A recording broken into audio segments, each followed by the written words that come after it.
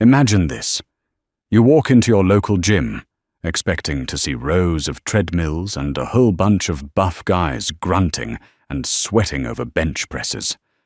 But instead, you're greeted by the sight of naked, oiled-up men wrestling in the dirt while spectators cheer them on.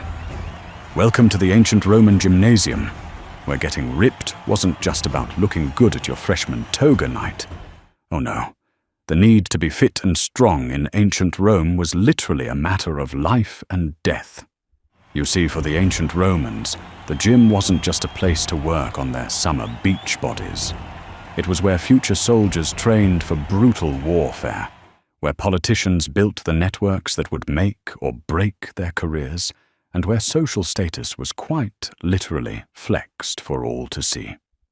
Welcome back to Ancient Rome Revisited. In this video, we will step inside the life and times of the ancient Roman gymnasium. I'm your host, Marcus. Yes, that's right, Marcus Aurelius, the fittest, most buff Roman emperor that ever lived. Some say that Julius Caesar was more fit and buff than me, but I disagree. Take that, Julius. Before we begin, though, if you love Roman history and want to learn more about the trials and tribulations of the people and the Republic of Rome, then click the subscribe button now, and you'll never miss another episode of Ancient Rome Revisited.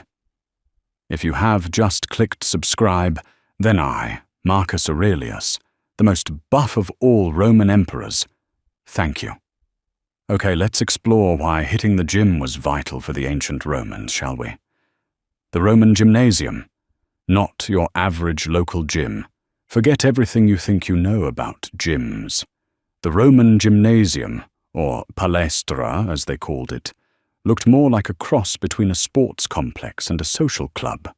To see this, imagine a large rectangular courtyard, completely open to the sky, surrounded by covered walkways called porticos. These courtyards weren't cramped spaces either. We're talking about areas that could easily fit a modern football field. Positioned in the middle of a Roman gymnasium was a massive sand pit, kind of like the world's biggest sandbox. But instead of kids building sand castles, you had grown men wrestling and throwing each other to the ground. The sand wasn't just for show either. It served the same purpose as the mats in your local MMA gym, cushioning falls and providing grip for wrestling matches. Surrounding the sandbox, you'd find what passed for ancient gym equipment.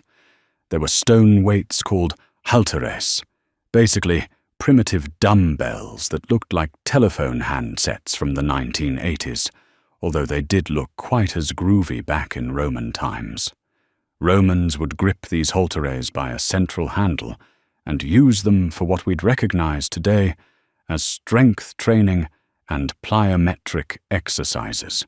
Think of them as the ancient predecessor to the kettlebells that you use in your local gym today, except they were much harder to handle. The Romans also had their version of punching bags too, except theirs were basically leather sacks filled with sand or grain, suspended from wooden posts.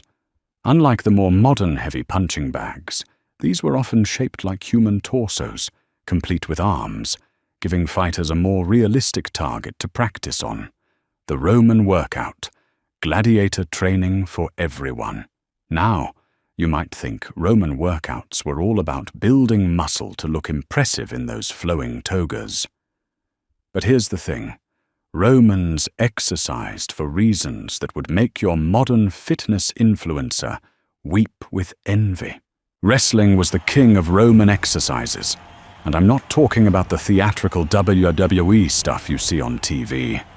This was real, technical grappling that taught men how to control an opponent's body, skills that translated directly to battlefield combat whenever you'd lost your sword and shield. Romans practiced throws, joint locks, and submission holds that wouldn't look out of place in a modern Brazilian jiu-jitsu class. Boxing was equally serious business. Romans used a brutal training method where they'd practice on a wooden post called a pelus. essentially a thick wooden pole driven into the ground. They'd beat this thing with wooden practice swords and shields, building the kind of conditioning that would keep them alive when going into battle against Germanic barbarians or Gallic warriors. It was like having a personal trainer who wanted to prepare you for actual mortal combat. But perhaps the most uniquely Roman exercise was something called hoop rolling. Before you start laughing, imagine chasing a large metal hoop around the gymnasium with a stick, sprinting to keep up with it as it careened around corners and obstacles. This wasn't child's play, though. It built the kind of explosive speed and agility that could mean the difference between life and death on the battlefield. Why Romans hit the gym? More than just vanity muscles. Here's where things get interesting. Romans didn't exercise because they wanted to look good on Instagram.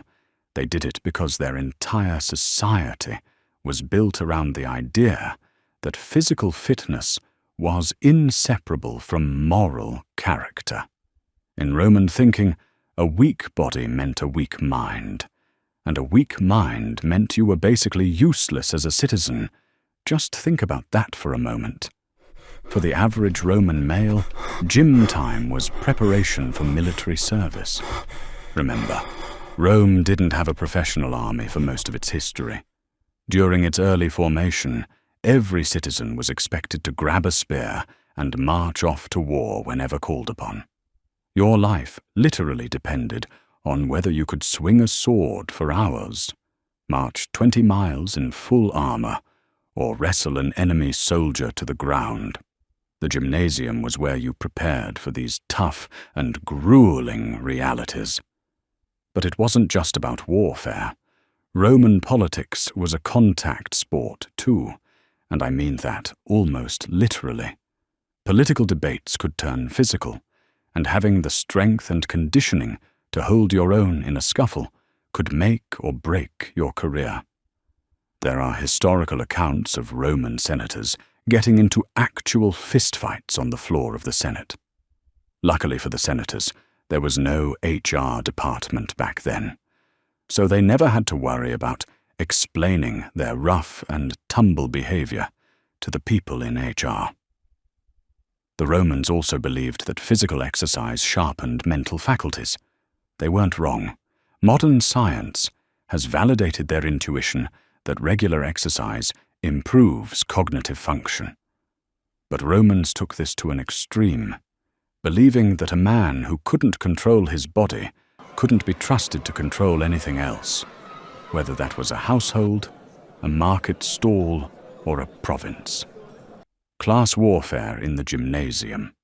Now here's where Roman society's obsession with social hierarchy really shows itself. Not all gymnasiums were created equal, and neither were the people who used them. If you were wealthy, meaning that you were part of the senatorial or equestrian classes, you had access to private gymnasiums that were basically ancient country clubs.